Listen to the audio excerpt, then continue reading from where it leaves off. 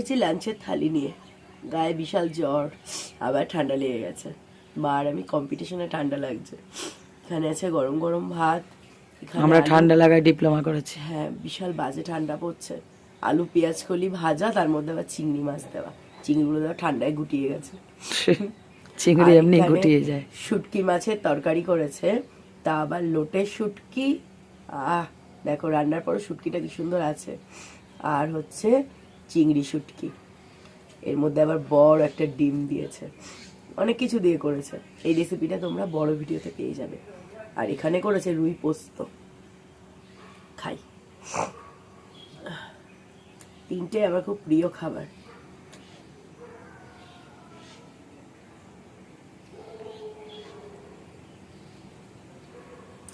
আমি না পেঁয়াজ কলি খাই না, কিন্তু চিংড়ি মাছ দিয়ে করে তো ভালো লাগে। শুটকি মাছটা খেয়ে দেখি।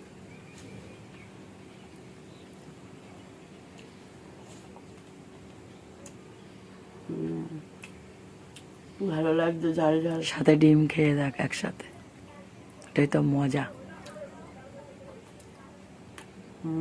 শুটকি দিয়ে ডিম দিয়ে ঠাকুমা করতো, ভালো লাগবে।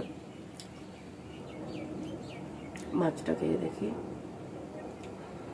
পেটির মাছ। দুই ভাই বোনই পেটি দেখলে আর দাগা খাবে না, ঝামেলা নেই, কাটার ঝামেলা নেই।